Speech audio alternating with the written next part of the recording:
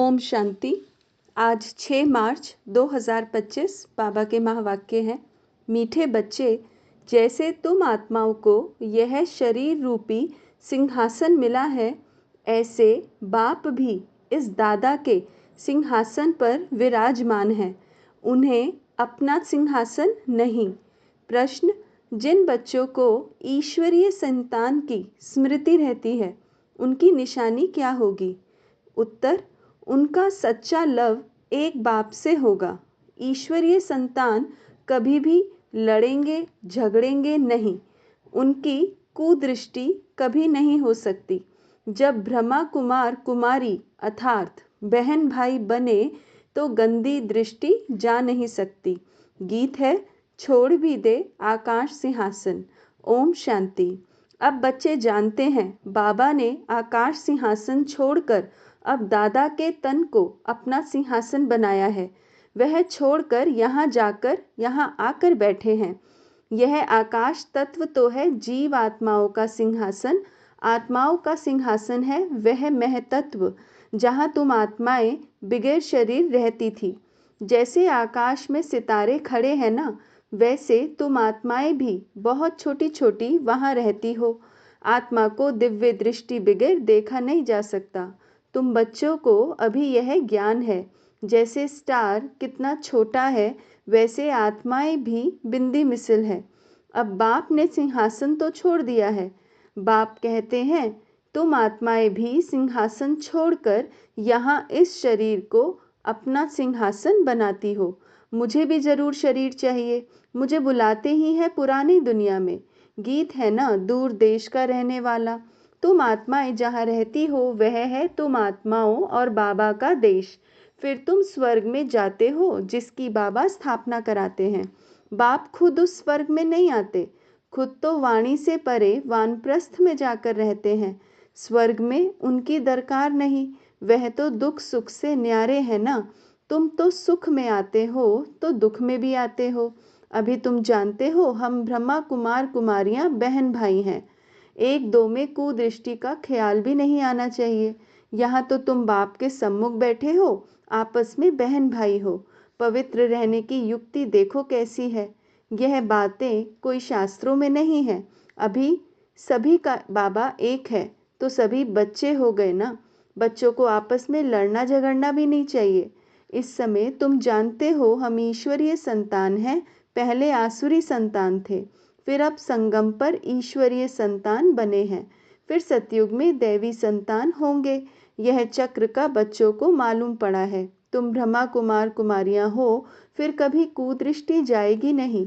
सतयुग में कुदृष्टि होती नहीं। कुदृष्टि रावण राज्य में होती है। तुम बच्चों को सिवाय एक बाप के और कोई की याद नहीं रहनी चाहिए। सबसे जास्ती एक बाप से लव हो जाए। मेरा तो एक शिव बाबा, दूसरा न कोई। बाप कहते हैं, बच्चे अभी तुमको शिवालय में चलना है। शिव बाबा स्वर्ग की स्थापना कर रहे हैं। आधा कल्प रावण राज्य चला है, जिससे दुर्गति को पाया है। रावण क्या है, उसको जलाते क्यों हैं, यह भी कोई नहीं जानते। शिव बाबा को भी नहीं जानते। जैसे देवियों को सजा करके पूजा करके डुबोते हैं, शिव बाबा का भी मिट्टी का लिंग बनाए पूजा आदि कर फिर मिट्टी मिट्टी में मिला देते हैं। वैसे रावण को भी बनाकर फिर जला देते हैं। समझते कुछ भी नहीं। कहते भी हैं अभी रावण राज्य है, राम राज्य स्थापन होना है। गांधी जी भी राम राज्य चाहते थे, तो इसका मतलब रावण राज्य है ना। जो बच्चे इस रावण राज्य में काम चिता पर बैठ जल गए थे, बाप आकर फिर से उन पर ज्ञान वर्षा करते हैं, सबका कल्याण करते हैं। जैसे सूखी जमीन पर बरसात पड़ने से घास निकल आता है ना, तुम्हारे पर भी ज्ञान की वर्षा ना होने से कितने कंगाल बन गए थे। अभी फिर ज्ञान वर्षा होती है, जिससे तुम विश्व के मालिक बन जाएंगे। भल तुम बच्चे गृहस्थ व्यवहार में रहते हो, परंतु अंदर में बहुत खुशी रहनी चाहिए। जैसे कोई गरीब के बच्चे पढ़ते हैं तो पढ़ाई से बैरिस्टर आदि बन जाते हैं।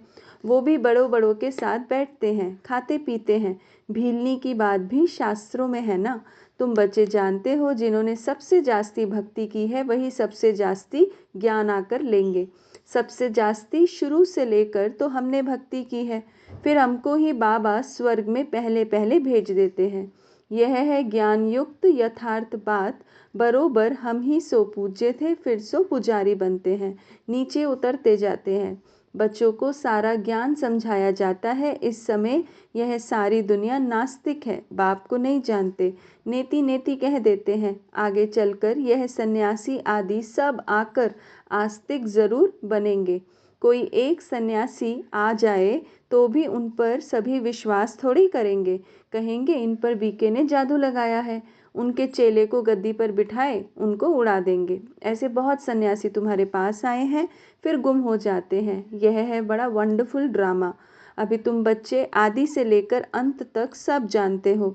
तुम्हारे में भी नंबरवार पुरुषार्थ अनुसार धारण कर सकते हैं। बाप के पास सारा ज्ञान है, तुम्हारे पास भी होना चाहिए। दिन प्रतिदिन कितने सेंटर्स खुलते रहते हैं। बच्चों को बहुत रहमदिल बनना है। बाप कहते हैं अपने ऊपर भी रहमदिल बनो, बेरहमी नहीं बनो। अपने ऊपर रहम करना है। कैसे, वह भी समझाते रहते हैं। बाप को याद कर पतित से पावन बनना है। फिर कभी पतित बनने का पुरुषार्थ नहीं करना है। दृष्टि बड़ी अच्छी चाहिए। हम ब्राह्मण ईश्वरीय संतान है, ईश्वर ने हमको एडॉप्ट किया है ना। अब मनुष्य से देवता बनना है। पहले सूक्ष्म वतनवासी फरिश्ता बनेंगे, अभी तुम फरिश्ते बन रहे हो। सूक्ष्म वतन का भी राज बच्चों को समझाया है। यहाँ है टॉकी, सूक्ष्म वतन में है मूवी, मूल वतन में है साइलेंस। सूक्ष्म वतन है फरिश्तों का। जैसे घोस्ट को छाया का शरीर होता है ना, आत्मा को शरीर नहीं मिलता है तो भटकती रहती है, उनको घोस्ट कहा जाता है। उनको इन आँखों से भी देख सकते हैं। यह फिर है सूक्ष्म वतन, वतनवासी, फरिश्ते। यह सब बातें बहुत समझने की हैं। मूल वतन, सूक्ष्म वतन, स्थूल वतन, इनका तुमको ज्ञान है। चलते फिरते बुद्धि में यह सारा ज्ञान रहना चाहिए। हम असल मूल वतन के रहवासी हैं। अभी हम वहाँ जाएंगे वाया सूक्ष्म वतन। बाबा सूक्ष्म वतन इस समय ही रचते हैं। पहले सूक्ष्म फिर स्थूल चाहिए। अभी यह है संगम युग। इनको ईश्वरीय युग कहेंगे, उनको दैवी युग कहेंगे। तुम बच्चों को कितनी खुशी होनी चाहिए। कुदृष्टि जाती है फिर ऊंच पद पा ना सके। अभी तुम ब्राह्मण ब्राह्मणियां हो ना, फिर घर जाने से भूल नहीं जाना चाहिए। तुम संगदोष में आकर भूल जाते हो। तुम हंस ईश्वरीय संतान हो। तुम्हारी किसी से भी आंतरिक रग नहीं जानी चाहिए। अगर रग जाती है तो कहेंगे मोह की बंदरी। तुम्हारा धंधा ही है सबको पावन बनाना। तुम हो विश्व को स्वर्ग बनाने वाले। कहाँ यह रावण की रासुरी संतान, कहाँ तुम ईश्वरीय संतान। तुम बच्चों को अपनी अवस्था एकरस बनाने के लिए सब कुछ देखते हुए जैसे कि देखते ही नहीं है, यह अभ्यास करना है। इसमें बुद्धि को एकरस रखना हिम्मत की बात है। परफेक्ट होने में मेहनत लगती है, संपूर्ण बनने में टाइम चाहिए।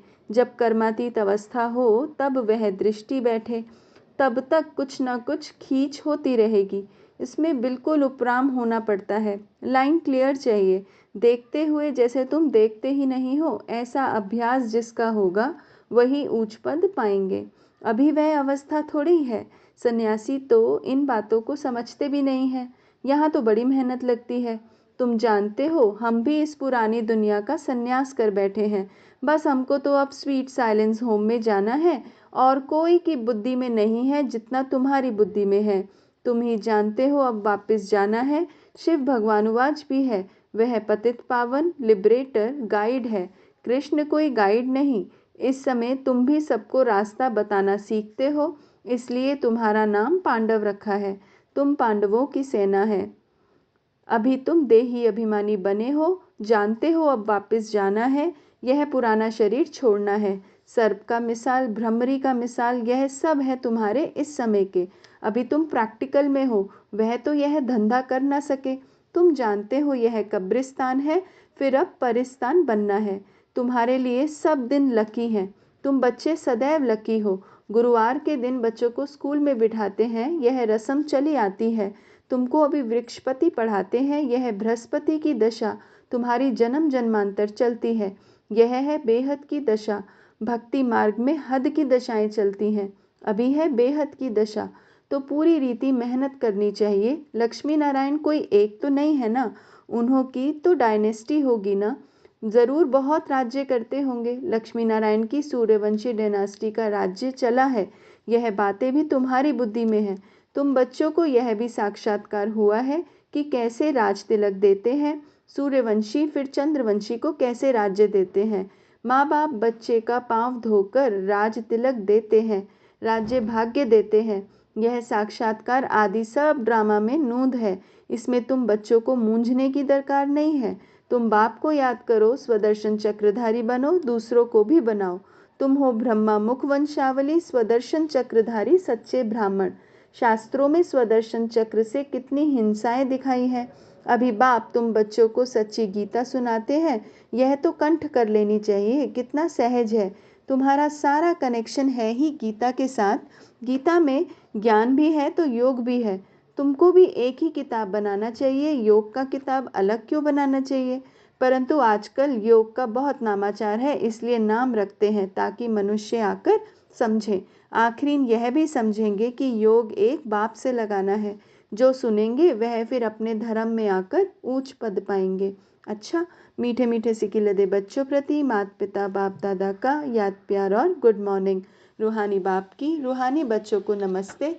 हम रूहानी बच्चों की रूहानी माता पिता बाप दादा को याद प्यार गुड मॉर्निंग और नमस्ते। ओम शांति। धारणा के लिए मुख्य सार। पहला पॉइंट है, अपने ऊपर आपे ही रहम करना है, अपनी दृष्टि बहुत अच्छी पवित्र रखनी है। ईश्वर ने मनुष्य से देवता बनाने के लिए एडॉप्ट किया है, इसलिए पतित बनने का कभी ख्याल ना आए।